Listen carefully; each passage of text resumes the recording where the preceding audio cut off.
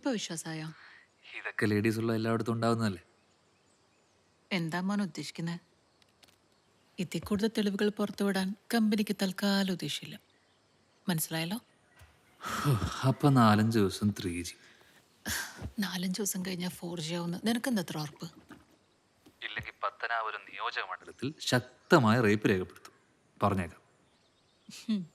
പിന്നെ നീ വലിക്കും. ഒന്നാമതേ എന്നോട് അസൂയ. ചതിക്കല്ലേടി. ആർക്ക്? എന്തോയിന്? എനിക്ക് എന്നോട് തന്നെ.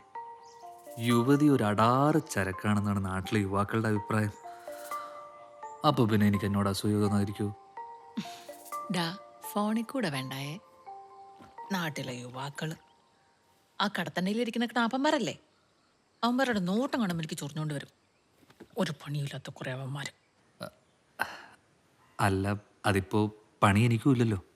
സാധാരണ പണി കളഞ്ഞു വരുന്ന ടെക്കികള് വല്ല ഡയറി ഫാം തുടങ്ങിയെന്നോ പച്ചപ്പും ഹരിതാപൊക്കെ ഉണ്ടാക്കാൻ ഇറങ്ങിയെന്നൊക്കെ കേട്ടിട്ടുണ്ട്.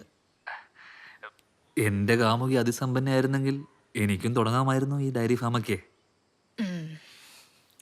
നമ്മളെപ്പോലുള്ള പാവങ്ങളൊക്കെ വിട്ടിട്ട് വല്ല കാശുകാരന്റെ ഭാര്യ നോക്കായിരുന്നില്ലേ? വരട്ടെ, സമയമുണ്ടല്ലോ, നോക്കാം. എങ്കിലേ നിന്റെ ഡാഷ് ഞാൻ കൊട്ടയും. പറഞ്ഞേക്കാം.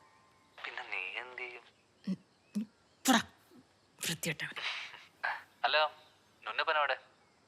മുറ്റത്തെങ്ങാണ്ട് കളിയാ. അവന്റെ ടൈം കളിയോട് കളി. പിന്നെ 24 മണിക്കൂർ ഇതിനകത്തിരിക്കാൻ പറ്റൂ?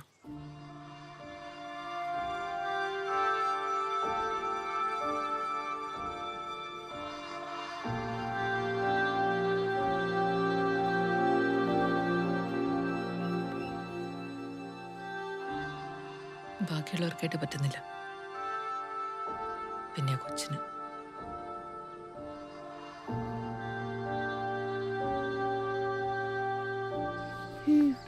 അപ്പച്ചനും അമ്മച്ചിയും ഓക്കെ.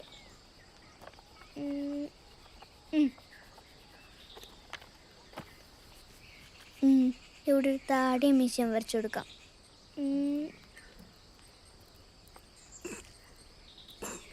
കുറെ നാളുകൊണ്ട് കിടന്ന് പണിയാ, പുല്ല് തീരത്തുമില്ല.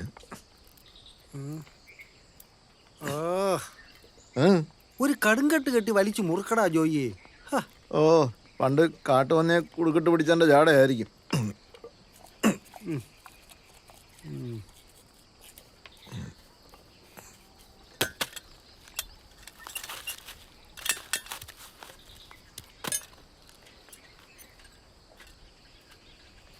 ആഹാ, ചിത്രപ്പണിയാണല്ലോ. അല്ല, ഡ്രോയിങ്ങിലാ.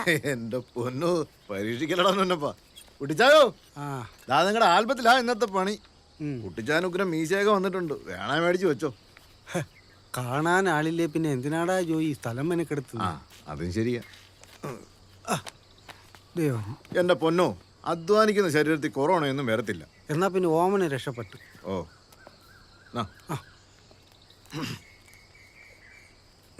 ഇരിക്കട്ടെ. ഡെയിലി ഓരോന്ന് വെച്ച് ചുരുങ്ങുന്നുണ്ട്, ഒന്നും വലിക്കുന്ന കാണുന്നില്ലല്ലോ. ഒരു മുഴുവൻ വീടിയൊന്നും വലിക്കാനുള്ള ആവതിലിടാവേ. ഞാൻ പണ്ടേ നിർത്തിയതാ. ഇനി മോളെങ്ങാനും കണ്ട കുഴപ്പം. എന്നാലും ഇരിക്കട്ടെ.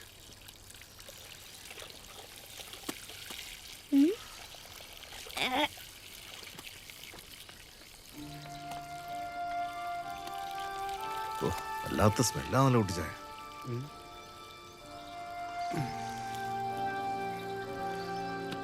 നമുക്കൊക്കെ അല്ലോടാ സ്മെല്ലേ.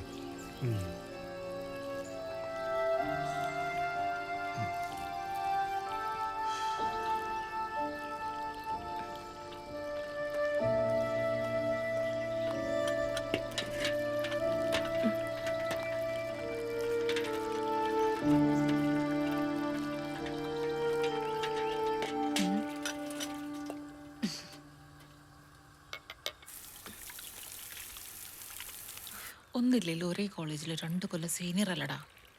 അതിന്റെ ബഹുമാനെങ്കിലും കാണിക്കേ. ഒന്ന് പോടാ, 24 മണിക്കൂർ തന്നെ. ഓമനയ്ക്കും ചോയ്ക്കും ചായ കൊടുക്കാനുണ്ട്, ഞാൻ പിന്നെ വിളിക്കാവേ.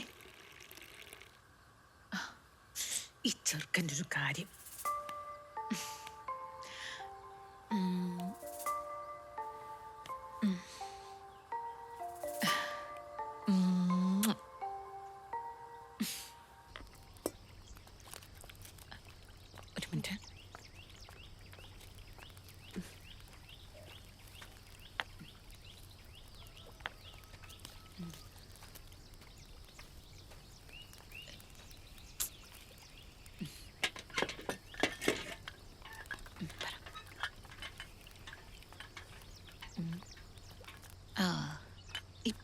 കുഴപ്പമില്ല കേട്ടോ.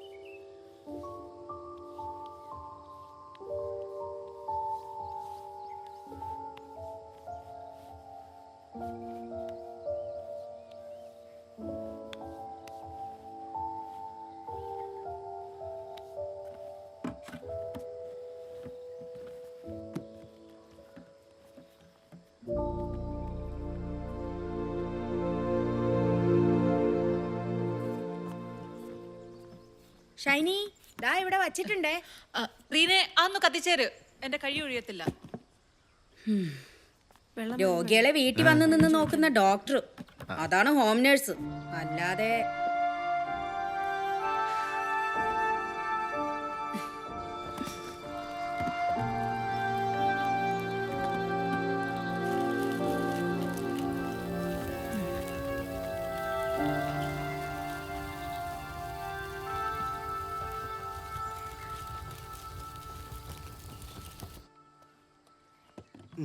അപ്പച്ചാ സ്റ്റൂൾ ഇട്ടിരിക്കണേ, കട്ടിലിരിക്കല്ലേ. ഓ ഓ അറിയാം.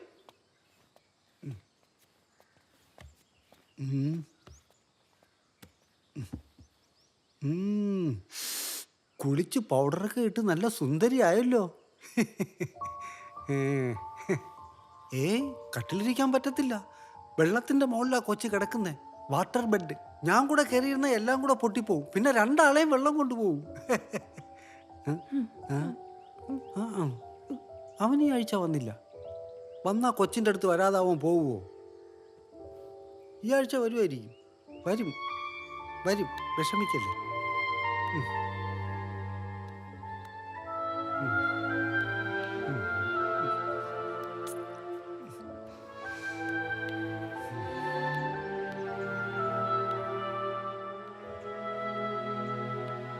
മോൻ പോയി എന്തെങ്കിലും പണി നോക്കിയേ, ഞാൻ ഒന്ന് കുളിച്ചിട്ട് വരാം. കുളിക്കാനോ? ഞാനൊരു കാര്യം പറയട്ടെ. എന്താ? ഒന്ന് വീഡിയോ കോൾ വരാവോ? ഇപ്പൊ സമയമില്ല, പിന്നെ വരാം. ഇപ്പല്ല, കുളിക്കാൻ കയറുമ്പോ. ഒന്ന് പോയടാ. പകല് വെളിച്ചത്തിൽ ഒന്ന് കാണാനുള്ള കൊതി കൊണ്ടല്ലേ. പോയേ പോയേ പോയേ. പ്ലീസ് പ്ലീസ് ഒരു സെക്കൻഡ്, അത്രേ ഉള്ളൂ സമയം. പറഞ്ഞേക്കാം, ഞാൻ വിളിച്ചോളാം.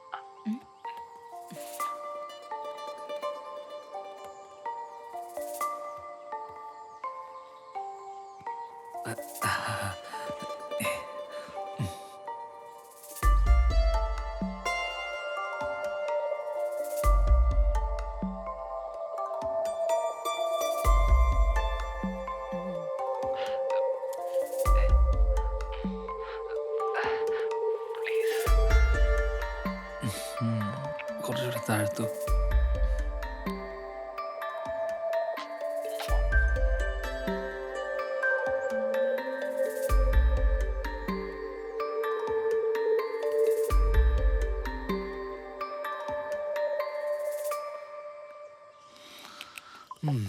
ആ ബീഫ് ഉള്ളതുകൊണ്ട് രണ്ടെണ്ണം അടിക്കാന്ന് വിചാരിച്ചത്. അതെന്തായാലും നന്നായി. ഇട് ബീഫ് ഇട്. എന്തായി നിന്റെ പരിപാടികളൊക്കെ? ലിസ്റ്റിൽ പേരുണ്ടടാ. വീട്ടുകാരതും നോക്കിയിരിക്കുക. അളിയൻ പിന്നെയും തുടങ്ങിയിട്ടുണ്ട്. അവനിട്ട് ഞാൻ കൊടുക്കുന്നുണ്ടാ. അത് വിട്. എടാ ഷൈനി ചോക്ക് എന്തായി? സുഖമാണോ? ഞാൻ കൊടുക്കണം. എന്ത് സുഖമേ? എടാ കുറ്റിയിലടിച്ചിട്ടിരിക്കുന്ന മച്ചി പശുവാ, ഓർത്താ കൊള്ളാം.